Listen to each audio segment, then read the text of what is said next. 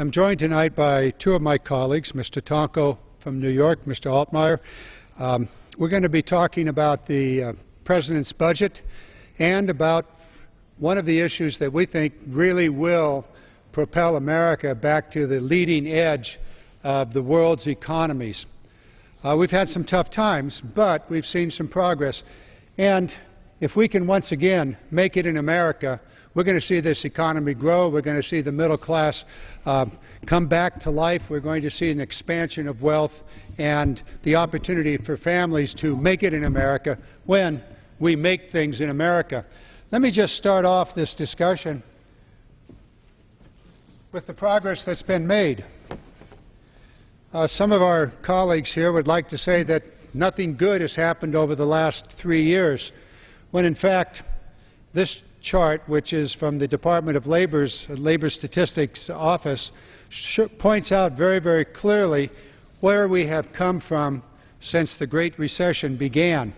If you take a look at this, those gold numbers, the gold columns over on the far left or far right, depending on your perspective, you can see the great decline that took place from 2007 until January and February of 2009, when President Obama came into office. Since that time, we've seen a steady improvement in the number of jobs in America. So even though we were seeing here in this particular 2009 period a continued decline, each week that went by we saw improvements, less of a fall off, and we began to emerge from the depths of the Great Recession. So beginning here in about 2010, began to turn around, and we began to see positive job growth. And every month since that time, we've seen a positive job growth in America. Not enough.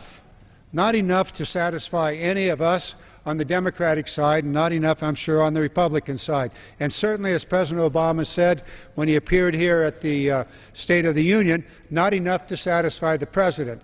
And so we're now looking at the President's budget going forward. Proposed came to the Congress yesterday, and that budget lays out how he would like America to move forward, and how we in the House of Representatives and the Senate can put into place the laws, the programs, and the money to pay for the advancement of the American economy. So we're going to spend tonight building off the President's budget and the things that are in there. Over the last year, my colleagues and I have been talking about the key ladders to success, those things that create opportunity in America. And certainly they're education, it's the research, it's the manufacturing, the infrastructure, and the opportunities that come with them.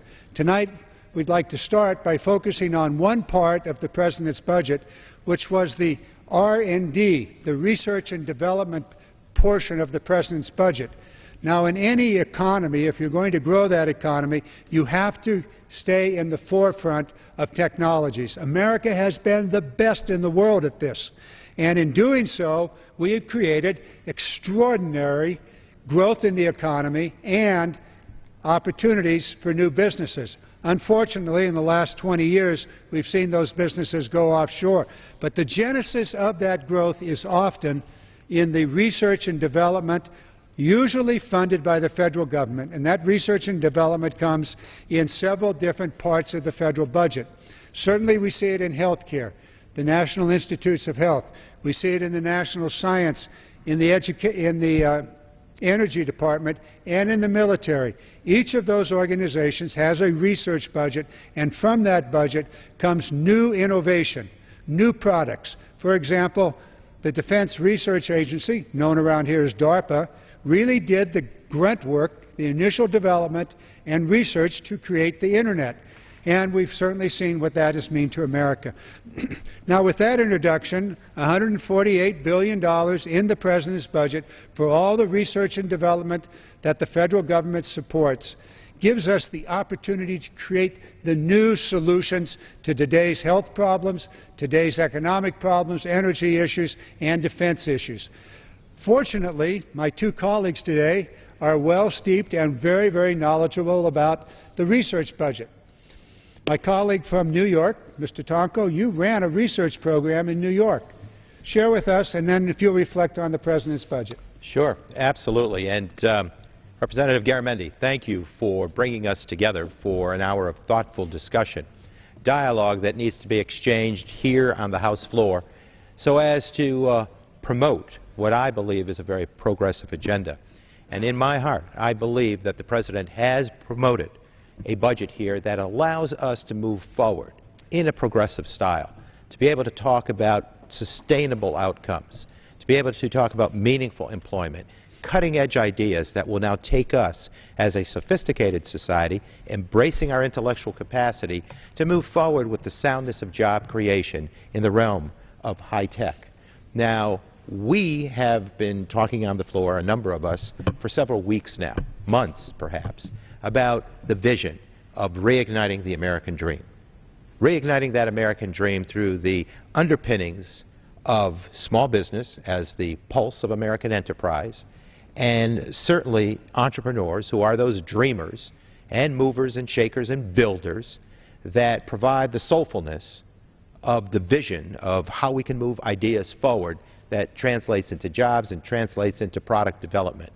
And then finally, a thriving middle class, making certain that in any democracy, the measurement of a resounding future comes through the measurement of how well that democracy's middle class is performing.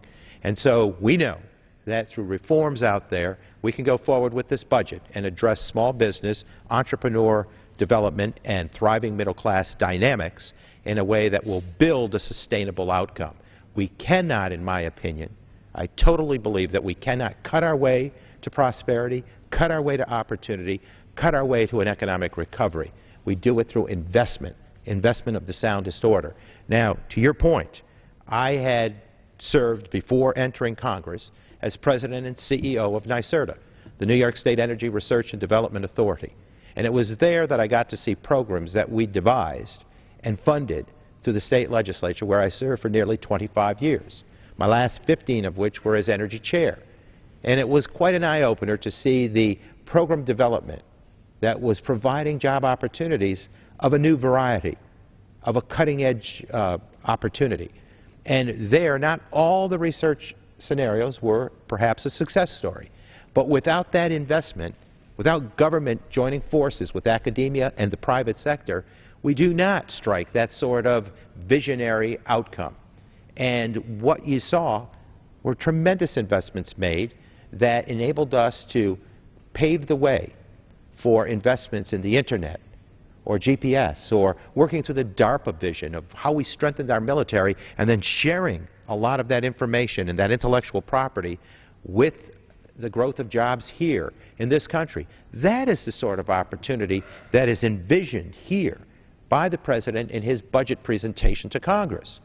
And it's that sort of investment that believes in the American worker, believes in a thriving middle class, believes in the strengthening that small business brings to any community, and believes in entrepreneurs. That rags to riches scenario that has been, very much the part of our American story.